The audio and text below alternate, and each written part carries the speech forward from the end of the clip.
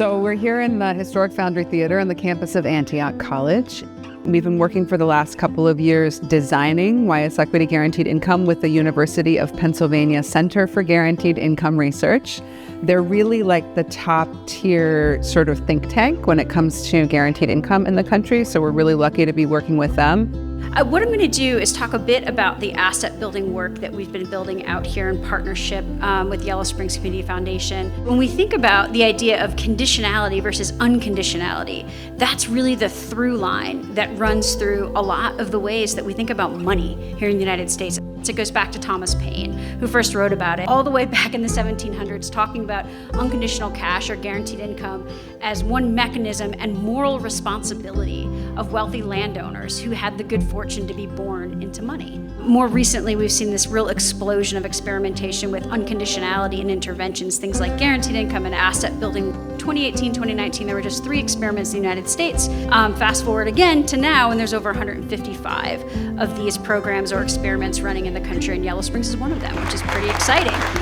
So participants currently get $300 a month unrestricted cash, and they get it for 2 years. So it's $3,600 a year, $7,200 in total.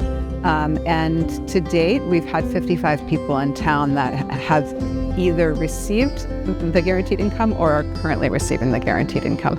I think it's always really powerful to help remind people that they have a role to play in offering and contributing to their immediate, block and community. Not just going to people that are high resource and asking them for something financially, but also saying, what are you getting out of this? Do you understand why this is valuable and important to you? That goes beyond things like having sort of diversity within the community. It has a lot more to do with people being able to decide what their values are, being able to maintain the services that we have in the town as well. It's incredibly important that we figure out a way for that economic model to work long term and for the people working here as well. So this is my office. My company is called From the Planet. It's a natural wellness company. And what I do here in this office is assistant stretching. The cash payment that we receive is $10 shy of my rent in this office.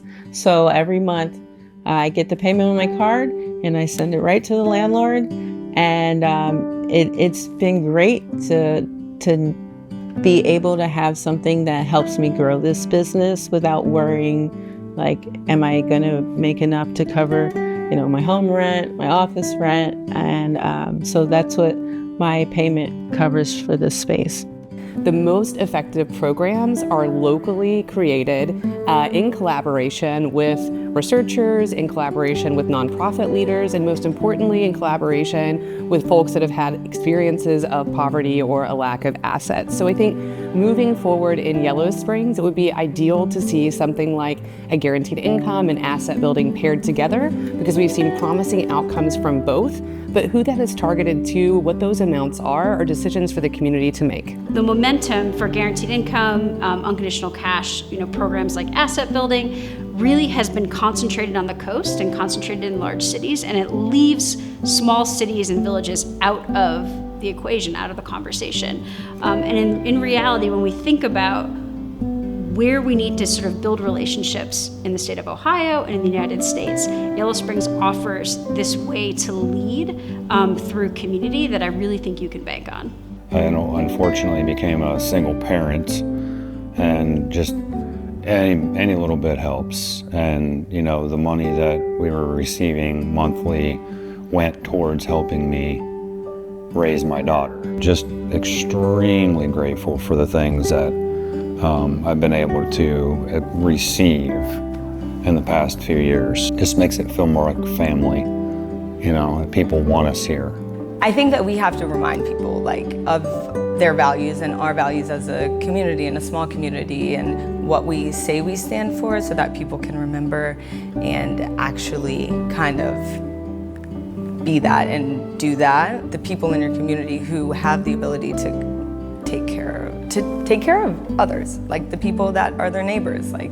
We're all living in this, and some people have a lot of money and then most people don't have a lot of money. I decided to give, and I plan to continue to give, because it's one thing that I feel I can do that I can see what the impact will be. It's very clear very clearly delineated in the program. It's pretty unique to be able to do a policy and then to see how people's lives are actually changed visibly. This community is founded on and based on these values around taking care of each other and creating inclusive spaces for people and recognizing and honoring diversity and celebrating diversity. And so we have an opportunity to do that, like actually do it. It's like the walking the talk.